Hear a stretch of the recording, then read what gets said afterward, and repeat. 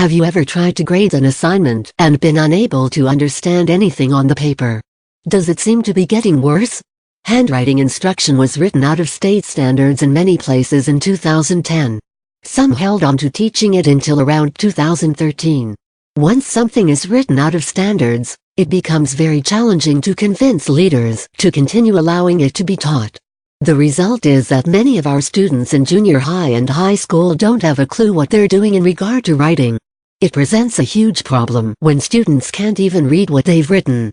It takes years to properly develop consistently legible handwriting with careful instruction. It takes even longer to add cursive skills to printing abilities. Most standards have now added teaching print and cursive back into the curriculum, but it won't be enforced for at least another year or two. In the meantime, we'll all have to add to the instruction to aid our students in their efforts to be understood. It will not only make it easier for you to grade their work, but it will enhance their usefulness in the workforce.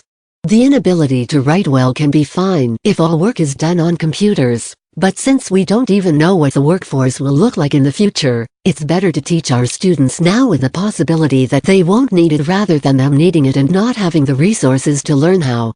Here are a few of the basics. 1. My handwriting is worse than theirs. Although many of us had the advantage of being taught handwriting in school, people often lose the knack to form letters well as they age and get further away from instruction, which is actually an excellent reason to provide writing instruction all 13 years of formal education. That's okay. In fact, students are likely to find it a bit endearing if you're relearning and practicing handwriting right alongside them.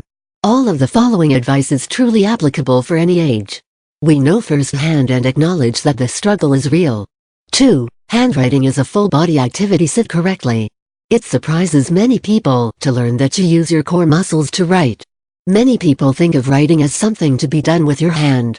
The truth is, writing involves your fingers, hand, wrist, arm, shoulder, neck, core muscles, hips, thighs, and feet. If any one of these is out of alignment, it makes it more difficult to engage the muscles you need to write neatly. Why does sitting correctly matter? Because the wrong position will wear you out. It causes unnecessary fatigue and strain to muscles. When practicing to form letters correctly, put your feet flat on the floor, straighten your back while tilting forward from your hips. Relax your neck and shoulders, and position your paper so it's slightly tilted and held with the hand that isn't writing. You should also sit in the right-sized chair. You want your thighs to be at a 90-degree angle, so if you are taller or shorter than average, changing your seat height may actually help your handwriting. It may be difficult at first, especially if you or your students are used to slouching, sitting with your feet tucked under you, or sitting with your legs crossed. You may have weak core muscles, but new habits are definitely attainable. Improve fine muscle coordination. Large, or gross, muscles are important to writing, but so are fine motor skills. Those engage small muscle groups in the fingers, hands, and wrists. Many people dislike writing things by hand because they don't have very strong fine muscle control.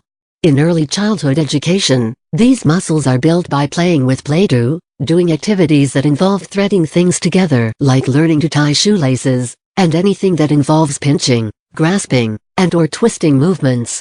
Having students pinch, squeeze, or play with silly putty, stress squeezies, clay, or even Play-Doh while chatting about a topic or listening to a lecture to which notes are provided will help them strengthen those muscles.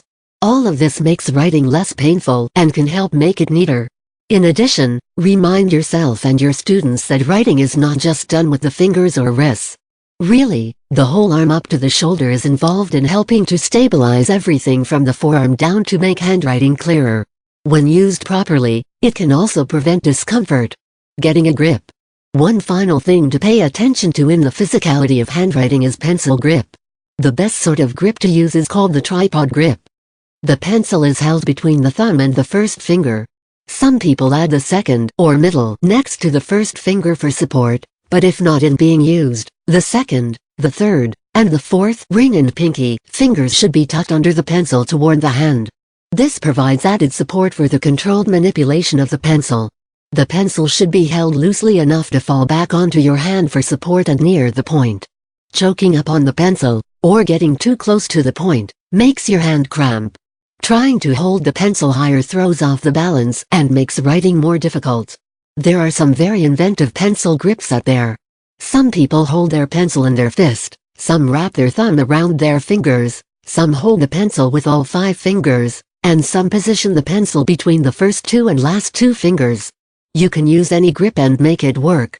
However, it's worth retraining yourself to write with the tripod grasp, if possible, simply because it works with the rest of the body better.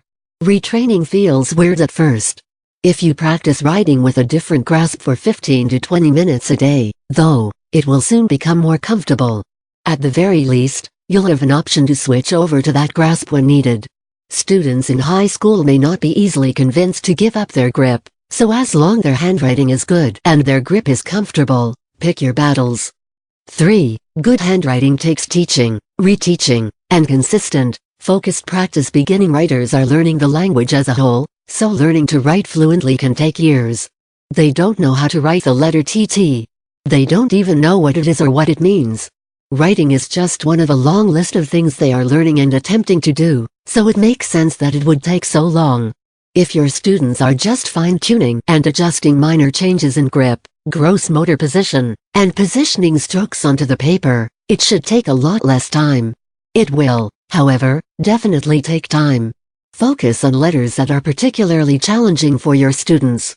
Look at how that letter is formed. Use a set game plan for creating that letter, then do the same movement every time. Handwriting is a skill within itself, so it needs to be taught, retaught, and practiced in isolation in the beginning. As soon as possible, though, have students integrate it into their work. When taking notes, answering questions, filling out worksheets, or writing on the board, ask them to go back in their work to find and correct the letters you are working on. Although focusing on the minutiae in isolation is the best way to introduce correct formation, research has found that using the information in the context of daily life is the only way to make the information stick. Preferably, students can write once without stopping to focus on handwriting, then go back and correct those details. Handwriting should enhance learning, not interrupt it, so be sure your students are concentrating on content first. 4. Provide boundaries. Lines are helpful. You may remember elementary writing paper. There were usually 3 lines. The middle line was dotted or dashed, and there was room under the third line for letters that sweep under information. Those lines were really helpful. They were usually very large, too, because a kindergartner's eyesight is still developing. They need things to be significantly bigger. It's easier for them to write larger, too, since they are transitioning from learning gross motor skills to developing and using more of their fine motor skills. Because older students have more developed eyesight and sophisticated fine motor skills, you don't have to use the paper with bigger lines specifically designed for learning to write. College-ruled notebook paper is perfectly fine for high schoolers, although they'll use a little more room when practicing handwriting. For junior high and lower, wide-ruled paper may be best. Use 4 lines. The top line is for taller letters, capitalized letters, and lowercase letters B, D, F, H, K, L, and T. Many letters start at the top and work their way down. Although there are exceptions, D is easier started at the middle line, where you make a C, then without lifting the pencil, go up to the top line and back down to the where you stop for print, or make a chain in cursive to hook on to the next letter. Smaller letters A, C, E, I, M, N, O, R, S, U, V, W, X, and Z generally start on the middle line and go down to the third line. Lowercase e starts just below the line, shoots out to the right, then goes up to the middle line and finishes out like a C. Lowercase m, n, and r are made by beginning the same way, so group teaching those together. Lowercase u, v, and w are similar and can be taught together, and s and z pair up nicely. Finally, that fourth line is reserved for lowercase letters with tails G, J, P, Q, and Y. These all start on the middle line and finish on the fourth line. Grouping letters and teaching their formation goes a lot faster than working on one at a time. Because older students are already familiar with these letters, they won't be reinventing the wheel, just perfecting it. 5. Choose and display a standard. There are several standard types of handwriting: Dinelian, which is written at a slant, and Zannerbluser, which is written straight up and down. There is a simpler form of straight-up and down writing used for students who need intervention called stick and ball. Xander Blueser is closest to stick and ball and is easier to learn to use in print. There's a separate set for cursive, but Dynelian is best if you're going straight to cursive because it's curved in a way to connect already. If your students had any training in a particular style, it may be easiest to start there. Many early childhood experts balked at the idea of not teaching handwriting, and kept plugging away despite resources, budget cuts for handwriting, and it not being in the curriculum. If possible, talk to a pre-K, kinder, or first-grade teacher in your district and ask which they used. If that information isn't readily available, stick and ball are easiest both to use and teach. No matter what style you choose, use it consistently and display it wherever possible. Give students a personal copy, or make copies available.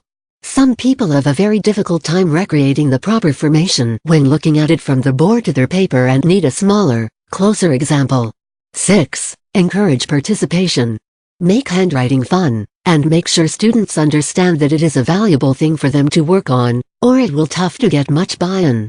Have students set achievable goals, like making half of their lowercase letters correctly in context, then 75, then 90. Some students may already have amazing handwriting. Give those students a different challenge. Have them teach themselves calligraphy or some other style of lettering. Many students truly love the creativity of personalizing their handwriting. If it's legible and pain-free, have them work on doing it according to the standard when focusing on handwriting, but at other times, allow them to continue with their own style. For those boys who are sportsmen and may balk at improving their style, approach it from the standpoint of a physical challenge. Poor handwriting doesn't make you stronger, but excellent handwriting requires significant strength in the smallest muscle groups. That kind of dexterity can also be very useful in many sports. For students who live for video gaming, it can increase control that's useful to them as well. A final note: dysgraphia. Another really important reason to teach handwriting is that it helps to identify students who may be dysgraphia. Dysgraphia is thought to be a neurological disorder.